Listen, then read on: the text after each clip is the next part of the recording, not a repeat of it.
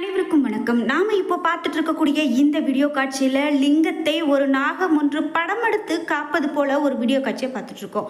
இதோடைய தொடர்ச்சியை நம்ம இந்த இடையில பார்க்கலாம். நாம இப்போ பார்த்தது அப்படிங்கிறது ரொம்பவே ஒரு ஆச்சரியமானதுங்க. அதாவது சிவபெருமான் தன்னுடைய கழுத்துல பாம்பை ஆபரணமா கொண்டு இருப்பாரு அப்படிங்கிறது நம்ம எல்லோருக்குமே தெரியும். நாகம் சிவபெருமான் மீது கொண்டிருக்கக்கூடிய பக்தியை வெளிப்படுத்தும் வகையில் ஒரு கோவிலில் சிவலிங்கத்தை இப்படி நாம் பார்க்கலாம் அப்படின்னு சொல்லலாம். அதாவது நாகம் சூழ்ந்து இருக்கக்கூடிய காட்சியானது தற்போது ஸ்ரீசைலத்தில், ஆந்திர மாநிலம் ஸ்ரீசைலத்தில் இருக்கக்கூடிய ஒரு கோவிலில் நடந்திருக்கிறது. இது ரொம்பவே ஒரு அதிசயமாக பார்க்கப்படுது. அதாவது லிங்கத்தை சுற்றி இருக்கக்கூடிய அந்த நாகம், அந்த லிங்கத்தை காப்பது போலவே அந்த நாகம் படம் எடுத்து நிற்பது அப்படிங்கிறது யாரும் இந்த பாம்புக்கு நம்ம சொல்லி கொடுக்கல. ஆனாலும் சிவபெருமான் மேல கொண்ட பக்தியால அந்த கழுத்தில் இருக்கக்கூடிய அந்த நாகமானது இப்படி சிவலிங்கத்தை காக்கக்கூடிய அளவில் இருக்கு அப்படின்னு தான் சொல்றாங்க. இது ரொம்ப ரொம்ப ஒரு அதிசயமா பார்க்கப்படுது. இதோட வீடியோ காட்சியை நம்ம இந்த வீடியோவில் தொடர்ந்து பார்க்கலாம். இந்த வீடியோவை பார்த்துட்டு இருக்கும் போதே உங்களுக்கு என்ன தோன்றியது அப்படிங்கிறத மறக்காம கமெண்ட் பாக்ஸில் பதிவிடுங்க. குறிப்பிட்டு சிவபெருமானிடம் நாம பாம்பு இருக்கு அப்படின்னு நம்ம பார்த்துருக்கோம், படங்களில் பார்த்துருக்கோம், புராணங்கள் வழியாக பார்த்துருக்கோம். ஆனால் இன்னைக்கு இந்த காலகட்டத்திலையும் அந்த உயிரினம் இந்த சிவபெருமானை சுற்றி அங்கே போய் நின்று நமக்கு காட்சி கொடுக்குது அப்படின்னா அது எவ்வளவு பெரிய அதிசயமானது. அப்படிதான் ஒன்று ஆந்திர மாநிலத்தில் தற்போது நடந்திருக்கு. அதனுடைய வீடியோ காட்சியை நம்ம இந்த வீடியோவில் தொடர்ந்து பார்க்கலாம். உங்களுக்கு சிவபெருமான் பிடிக்கும் அப்படின்னா மறக்காம ஓம் நமச்சிவாய என்ற மந்திரத்தை கீழே கமெண்ட் பாக்ஸில் பதிவிட்டுட்டு வீடியோவை தொடர்ந்து பாருங்க. இதோட இந்த வீடியோ எப்படி இருந்தது, இந்த வீடியோவில் மேலும் என்னென்ன மாற்றலாம் அப்படிங்கிற உங்களுடைய கருத்துக்களையும் கமெண்ட் பாக்ஸில் பதிவிடுங்க. மேலும் சிவபெருமானுக்கும் அந்த நாகத்திற்கும் இருக்கக்கூடிய தொடர்பு, அதை பற்றிய கதைகள் உங்களுக்கு தெரியும் அப்படின்னா கமெண்ட் பாக்ஸில் பதிவிடுங்க. நீங்கள் இன்னும் உற்சாகம் டிவி சேனலை சப்ஸ்கிரைப் பண்ணாமல் இருந்தால் சப்ஸ்கிரைப் பண்ணிக்கோங்க. கூடவே இருக்க பெல் ஐகானை மறக்காமல் கிளிக் பண்ணிடுங்க. வாங்க வீடியோக்குள்ளே போகலாம். உங்களுடைய வாழ்க்கையில் நல்ல ஒரு ஜோதிடர்கிட்ட பலன் கேட்கணும் அப்படின்னு நீங்கள் நினைக்கிறீங்க அப்படின்னா ஸ்ரீ வராகியம்மன் ஜோதிட நிலையத்தில் தொடர்பு கொண்டு பேசுங்க. கண்டிப்பாக உங்களுடைய வாழ்க்கையில் திருப்பு முனையாக இந்த ஜோதிட பலன் அமையலாம். அந்த வகையில் வீடியோவுக்கு கீழே டிஸ்கிரிப்ஷனில் வராகியம்மன் ஜோதிட நிலையத்தினுடைய தொலைபேசி எண் கொடுத்துருக்கேன். நீங்களும் முயற்சி செய்து பாருங்கள். கண்டிப்பாக உங்களுடைய வாழ்க்கையிலையும் நல்ல ஒரு மாற்றம் வரும். நாம் இப்போது இந்த வீடியோ காட்சியில் ரொம்பவே பழமையான ஸ்ரீசைலத்தில் இருக்கக்கூடிய சிவன் கோவிலை தான் பார்த்துட்ருக்கோம். இந்த கோவிலில் ஒரு நந்தி ஒன்று அமர்ந்திருக்காரு. அந்த நந்தி பகவான் முன்பு நேரெதிராக சிவபெருமான் லிங்க வடிவில் இருக்கார். இந்த லிங்கத்தை சுற்றி இருக்கக்கூடிய மிக பெரும் ஒரு நாகம் ஒன்று படம் எடுத்து பக்தர்களுக்கு காட்சி கொடுக்குது. இதை பார்க்கும் போதே நமக்கு மெய்சிலிர்ப்பாக இருக்குது அப்படின்னு சொல்லக்கூடிய வகையில் தான் நம்ம சொல்லணுங்க. அதாவது சாதாரணமாக நாம் கோவிலில் ஒரு லிங்கத்தின் மேலே நாகம் இருக்கிறது போல வடிவமைத்து சிலையாக வச்சிருப்பாங்க. ஆனால் நாம் இப்போ பார்த்த காட்சி அப்படிங்கிறது ஒரு நாகம் ஒன்று அந்த லிங்கத்தை தானாகவே சுற்றி வந்து படம் எடுத்து அந்த லிங்கத்தை சிவபெருமானை காக்கக்கூடிய காட்சி அப்படின்னு சொல்லலாம். இப்படி பக்தர்களுக்கு இந்த நாகம் காட்சி கொடுத்துருக்கிறது. இது ரொம்பவே வைரலாக போயிட்டு இருக்கக்கூடிய ஒரு வீடியோ அப்படின்னு கூட சொல்லலாங்க. பொதுவாகவே சிவபெருமான் மேலே இந்த நாகத்துக்கு பக்தி அதிகம் அப்படின்னும் அதனால தான் இப்படி காட்சி கொடுக்கறது அப்படின்னு சொல்லலாம்.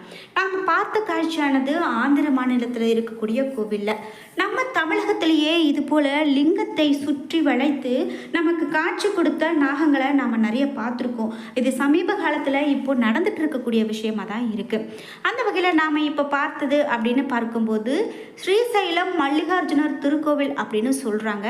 இது இப்போது இணையதளங்களில் ரொம்ப வைரலாக போயிட்டுருக்கக்கூடிய வீடியோ காட்சி. இந்த வீடியோவை பார்க்கும்போது உங்களுக்கு எப்படி இருந்தது, நீங்கள் என்ன நினைக்கிறீங்க?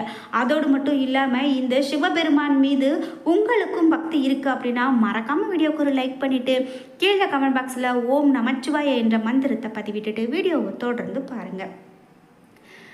நாம் இப்போ பார்த்த காட்சி அப்படிங்கிறது ஸ்ரீசைலம் மல்லிகார்ஜுனர் திருக்கோவில். பாடல்பற்ற திருத்தலங்களில் இந்த ஆந்திர மாநிலத்தில் அமைந்திருக்கக்கூடிய திருத்தலம் தான் இது. சம்பந்தர், அப்பர், சுந்தரர் மூவராலும் பாடல் பெற்ற இந்த தலம் ஆந்திர மாநிலத்தில் கர்னூல் மாவட்டத்தில் அமைந்திருக்குங்க. இந்த தலத்தில் நந்திதேவர் தவம் செய்து இறைவனை சுமக்கக்கூடிய ஆற்றல் பெற்றார் அப்படின்னு சொல்லப்படுது. 12 ஜோதிர்லிங்க தலங்களில் இந்த தலமும் ஒன்று அப்படின்னு சொல்லலாம். இந்த ஸ்ரீசைலம் சிகரத்தை நாம் தரிசித்தோம் அப்படின்னா முன்ஜென்மங்களில் நாம் செய்த பாவங்கள் கூட நீங்கி போகுமாங்க. அடுத்த ஜென்மம் அப்படிங்கிறது இருக்காதான், இது வேதம் சொல்லுது. வசுஸ்ரீ அப்படிங்கிற ஒரு பெண் துறவி இங்கே வந்து தவம் இருந்ததால் அவளுடைய பக்தியை பாராட்டி உன் பெயரால் இது ஸ்ரீசைலம் அப்படின்னு வழங்கப்படும்னு சிவபெருமான் வரம் கொடுத்தாராம். அதே போல் நந்தியினுடைய தந்தையான சீலாத முனிவர் தவம் செய்து பேறு பெற்ற இடம் என்கிறதால இவர் பெயர் கொண்டு ஸ்ரீசைலம் அப்படின்னு ஆனதாகவும் ஒரு தகவல் உண்டு. குப்த வம்சத்தில் வந்த இளவரசி ஒருத்தி இந்த பகுதிக்கு ஸ்ரீசைலம் என்று பெயரிட்டதாகவும் இந்த தல இறைவனை மல்லிகார்ஜுனன் என்று அழைத்ததாகவும் ஒரு தல வரலாறு தெரிவிக்குது. அதற்கு முன்பு இங்க இருக்கக்கூடிய ஈஸ்வரனை பர்வதலிங்கன் அப்படின்னு அழைச்சாங்களாம். ஸ்ரீசைலம் பூலோக கைலாயம் அப்படின்னு அழைக்கப்படுதுங்க. சக்தி பீடங்கள்ல ஒன்று. ஸ்ரீநாகா, ஸ்ரீ பர்வதம், மல்லிகார்ஜுனம், ஸ்ரீகிரி, ஸ்ரீநகரம் அப்படிங்கிற பெயரால இந்த தத்துவம் உண்டு. இந்த தலத்துக்கு ரொம்ப சிறப்பு உண்டு அப்படின்னு சொல்லலாம். கிருத யுகத்தில் இரணிய கசுபுவும், திரேதா யுகத்தில் ராவண வதம் முடிந்த பிறகு ஸ்ரீராமரும் துவாபர யுகத்தில் பாண்டவர்களும் இங்கு வந்து தரிசனம் செய்ததாகவும் புராணங்கள் வழியாக சொல்லப்படுது. ராம புராணம் பாண்டவர்களும் இங்கே லிங்க பிரதிஷ்டை செய்திருக்கிறாங்களாம். புராண பெயர் திருப்பருப்பதம் அப்படின்னு சொல்கிறாங்க. இந்த திருக்கோவில் அமைவிடம் அப்படின்னு பார்க்கும்போது அருள்மிகு மல்லிகார்ஜுனன் திருக்கோவில் கர்னூல் மாவட்டம் ஆந்திர மாநிலத்திலும், மேலும் திருசைலம் அப்படின்னு சொல்கிறாங்க. இந்த கோவிலினுடைய தல விருட்சம் மருத மரம், தல தீர்த்தம் பாலா நதி. தேவாரம் பாடியவர்கள் அப்பர், சம்பந்தர், சுந்தரர். இந்த ஆலய பூஜைக்கான காலம் அப்படின்னு பார்க்கும்போது திறக்கும் நேரம் காலை 5 மணி முதல் மதியம் 3 மணி வரை, மாலை 5:30 மணி வரையிலும், இரவு 10 மணி வரையிலும் அப்படி இங்கு பூஜை காலம் நடக்குது. காலை நேரத்தில் மட்டுமே இங்கு சுவாமிக்கு நாமே பூஜை செய்ய அனுமதி உண்டு அப்படின்னு சொல்லப்படுதுங்க. மேலும் இந்த ஆலயத்தினுடைய தொன்மை அப்படின்னு பார்க்கும்போது புராதன கோவில், அதாவது பல நூறு வருடங்களுக்கு முன்பு அமைக்கப்பட்ட கோவில் அப்படிங்கிறது சொல்லலாம். மல்லிகாபுரி இளவரசி மல்லிக மலர்களாலும் அர்ஜுனா, அதாவது மருத மரம் மலர்களாலும் வழங்கியதால இங்கு மல்லிகார்ஜுனர் என்று அழைக்கப்படுறதாகவும் ஒரு கருத்து ஒன்று இருக்குங்க. மேலும் ஸ்ரீசைலத்துக்கு வந்து ஈசனை ஈஸ்வரியை வணங்கியவர்களுக்கு மறுபிறவியே கிடையாது அப்படின்னு சொல்றாங்க. மருத மரத்தை தலவிருட்சமாக கொண்டு 3 தலங்கள் இருக்குங்க. வடதிசையில் இருக்கக்கூடிய மல்லிகார்ஜுனம் ஸ்ரீசைலம், மத்தியில் இருக்கக்கூடியது மத்தியார்ஜுனம் திருவிடை மருதூர் மகாலிங்கேஸ்வரர் அப்படின்னு சொல்றாங்க. மகாபாரதம், ராமாயணம், சிவபுராணம், மத்திய புராணம், அக்னி புராணம், வாயு புராணம், கந்த புராணம் என ஏராளமான நூல்களில் இந்த ஸ்ரீசைலம் பற்றிய குறிப்புகள் இருக்குங்க. குறிப்பிட்டு இந்த கோவில் அப்படின்னு பார்க்கும்போது நிறைய விஷயங்கள் நம்ம பார்த்துக்கிட்டே போகலாம்.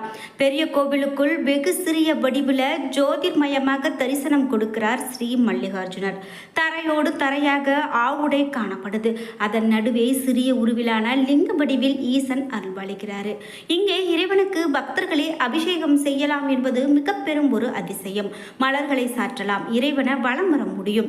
அம்பாள் பிரம்மராம்பிகை வரப்பிரசாதமானவள் என்றும், சிவபக்தரான விருங்கி முனிவர் வண்டு உருவம் கொண்டு ஈசனை மட்டுமே வலம் வந்து வழிபட்டதாகவும், அதனால் கோபம் கொண்ட அம்பிகை அவரை தண்டித்த கதையும் நாம் அறிவோம். அதே போல இந்த சிவனின் வேண்டுகோளின்படி விருங்கி முனிவர் பக்தியை கண்டு வியந்து அவருக்கு சகல வரங்களும் அருளினார் அம்பிகை.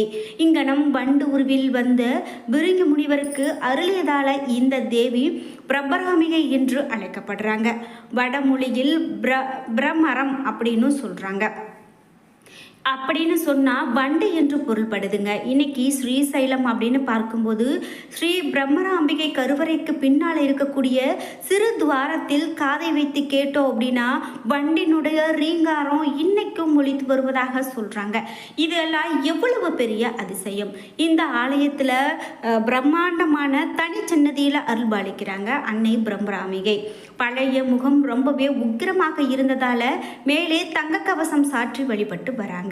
ஸ்ரீசைலத்தை சுற்றி இருக்கக்கூடிய நவநந்தி சேஸ்திரங்கள் தரிசிக்கப்பட வேண்டியவை முக்கியமானவை. நீங்கள் இங்கே போனீங்க அப்படின்னா கண்டிப்பாக வழிபட்டுட்டு வாங்க. குறிப்பிட்டு நாம் இங்கிருந்து நம்ம வழிபடும்போது மிக பெரும் ஒரு நன்மையை பெறுகிறோம் அப்படின்னே சொல்லலாம். என்ன நண்பர்களே, இன்னைக்கு வீடியோவில் ஒரு லிங்கத்தை சுற்றிய நாகம், அந்த நாகம் இப்படி சுற்றியதன் பின்னாடி இருக்கக்கூடிய ஒரு சுவாரஸ்யமான தகவல்கள் எல்லாம் தெரிஞ்சுக்கிட்டோம். இந்த வீடியோ உங்களுக்கு மிகவும் பயனுள்ளதாகவும் பிடித்ததாகவும் இருந்திருக்கும். வீடியோ உங்களுக்கு பிடிச்சிருந்தா லைக் பண்ணுங்கள், ஷேர் பண்ணுங்கள், கமெண்ட் பண்ணுங்கள். நீங்கள் இன்னும் உற்சாகம் டிவி சேனலை சப்ஸ்கிரைப் பண்ணாமல் இருந்தால் சப்ஸ்கிரைப் பண்ணிக்கோங்க. கூடவே இருக்க பெல் ஐக்கானை மறக்காமல் கிளிக் பண்ணிடுங்க.